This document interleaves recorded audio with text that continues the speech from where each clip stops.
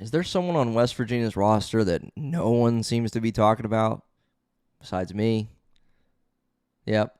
We're going to talk about one specific player on this episode of Mountaineer Moment. This is the Mountaineer Moment, your source for all things West Virginia football and basketball. From pregame to postgame coverage and breaking news, we've got you covered. Let's go.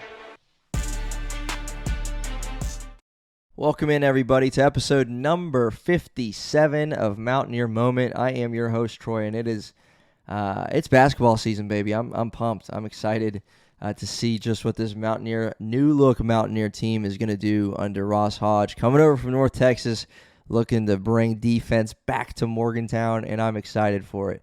Again, episode 57, covering Mountaineer football and basketball. My name's Troy, and just super excited to continue this Mountaineer Moment movement, and I want to invite you to be a part of that. So hit that subscribe button, leave a like on this video, previous videos, drop a comment. Would love to, I do my very best to interact with every single comment that we get, and would love to continue that. So again, please subscribe. Just it helps me.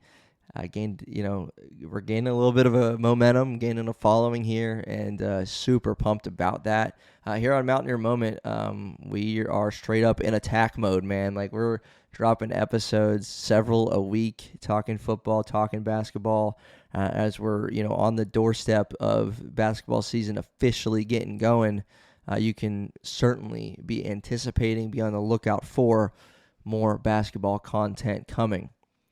All right, with that being said, I said in the introduction, to me, and I've said it I've written about this player on hailwv.com. I have talked about him here on this show. I have talked about him on other West Virginia sports shows.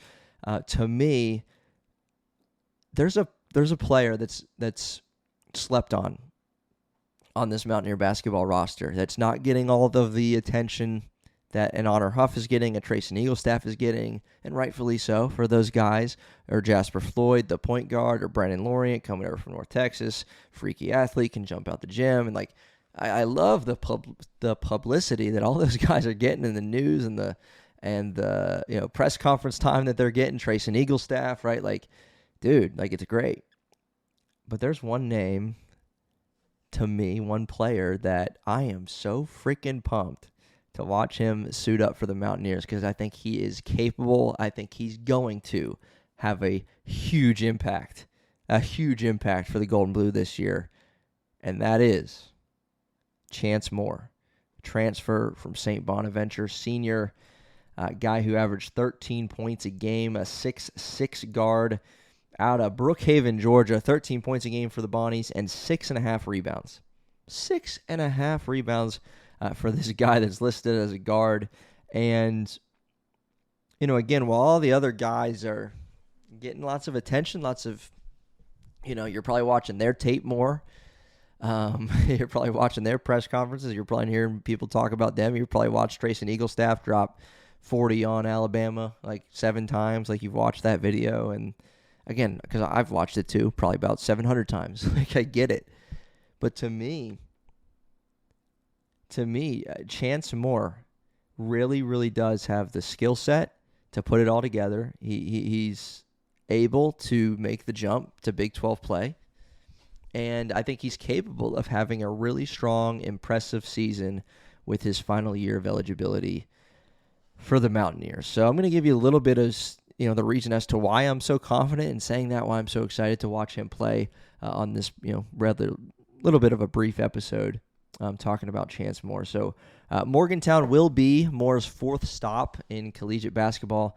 Received limited playing time at Arkansas back in 21-22 season. Then he found a home at Missouri State, where he was a double-figure scorer for 2 seasons there. Then again, he went to St. Bonaventure, helped them get to a 22-12 record last season. He was the team's second leading scorer with 13 points a game. He was the team's leading rebounder with 6.5. He picked up almost a steal and a half a game, and he led the team in blocked shots. Are you kidding me? You think that's not going to mesh well with Ross Hodge, bro? Like, let's go. Like, I'm telling you, I just get excited talking about Chance Moore because No one's talking about him. And pretty soon everybody's going to be talking about him and be like, yeah, go watch this video from October, right? Like, I'm serious, man. I think he's got the skill set and the ability to make an impact. I'm going to read you Coach Hodge's tweet, or not his tweet, his remarks after the signing of Moore back in June. He said, "We are excited to have Chance to join the WVU basketball program. Chance has the ability, size, and physicality to impact both sides of the ball and impact winning at a high level. He is a high-character individual who will align closely with the values of West Virginia University, the state of West Virginia, and our basketball program." Okay. He's got the size. He's got the physicality. And, while at Missouri State and St. Bonaventure, Missouri State was around 10, 11 points a game for 2 seasons in a row, 13 points a game for the Bonnies. Like, this isn't, he's not a sharpshooter. He can attack the basket. He can knock it down occasionally.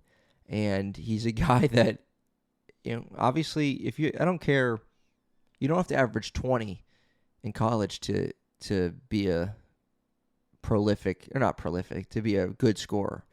Excuse me. You have to be 20 plus. You are a prolific scorer, right? But you don't have to be average 20 to be a good scorer. You can average double digits and be considered a good scorer. I mean, he's done it for his career. It's not a fluke. He didn't have one season where he dropped 10 a game. He's had 3 seasons in double figures.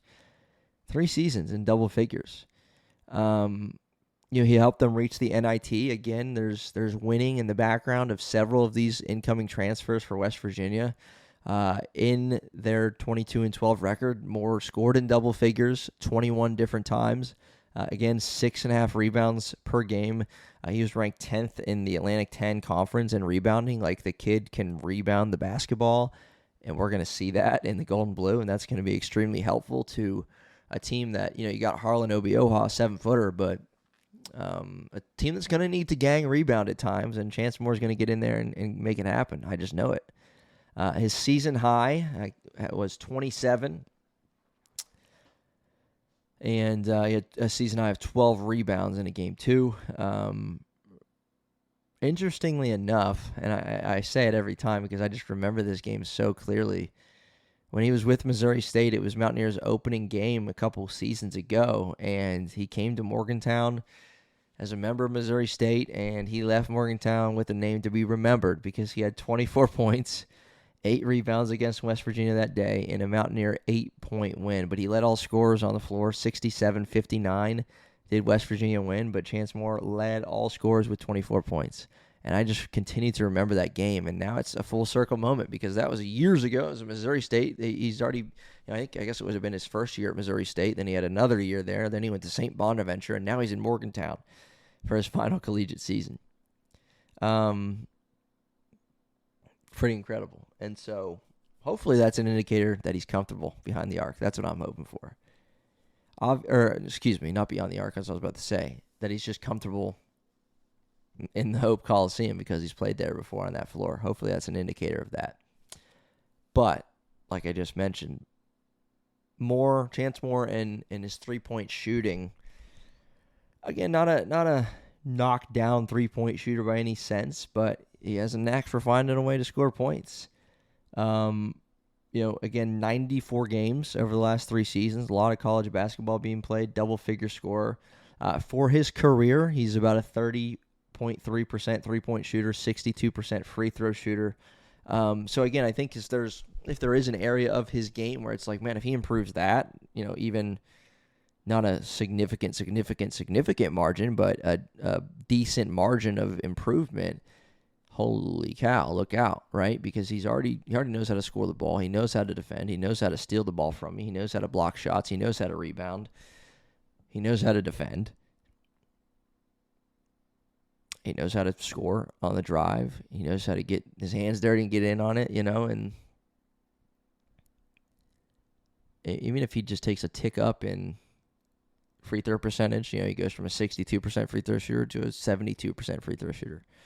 He goes from a 30% 3-point shooter to a 34% 3-point shooter.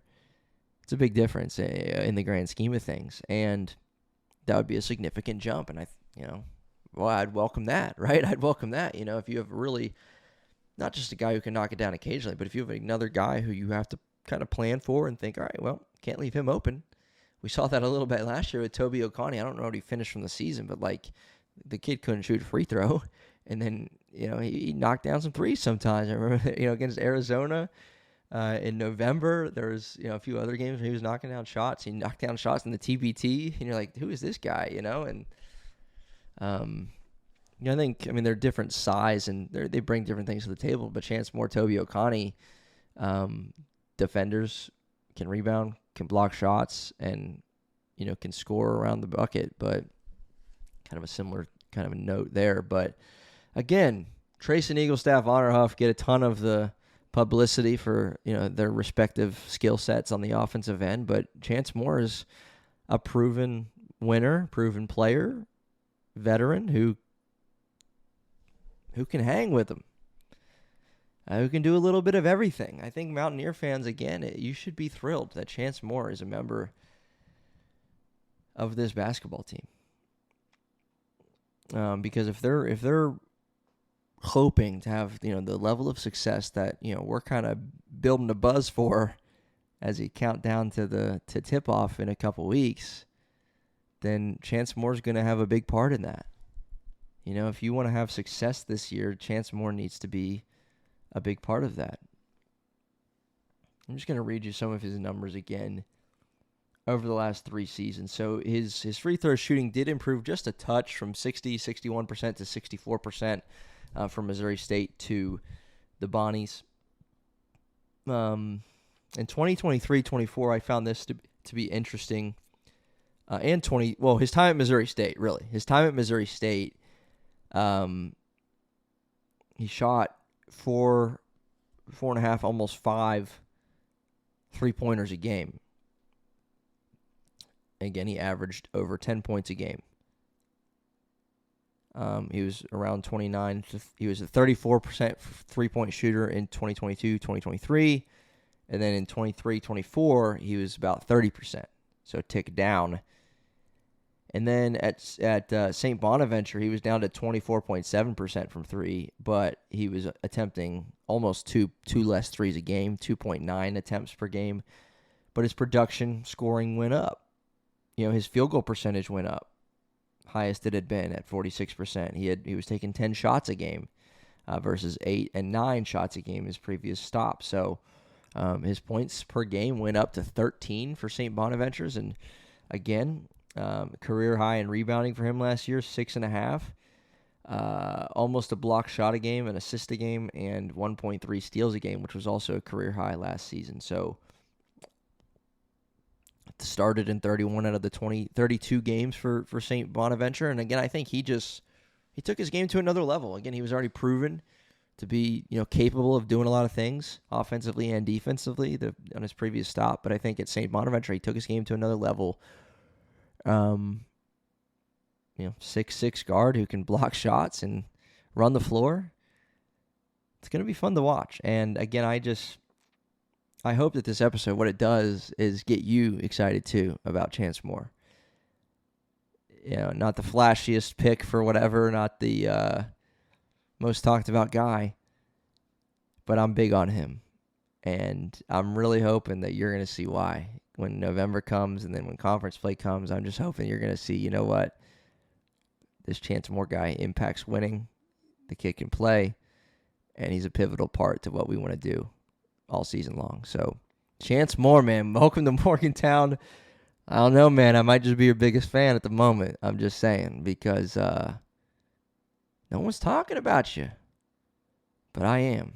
And I think pretty soon everybody's going to be talking about you, brother. So, let's go Mountaineers. Chance Moore, welcome to Morgantown. Mountaineer Moment, episode 50-something. 58? 57? Let me think. It is 57. And subscribe, please, so you can be in the know when we have new stuff coming for you, and help me as well. Growing podcast, growing Mountaineer Moment movement here, and we want you to be a part of it for as long as the wheels are on this thing, and it's going to be here for a while. All right, dropping several episodes a week, Mountaineer football, Mountaineer basketball, and we want you to be a part of it. So please hit that subscribe button. And we'll see you next time. Let's go Mountaineers.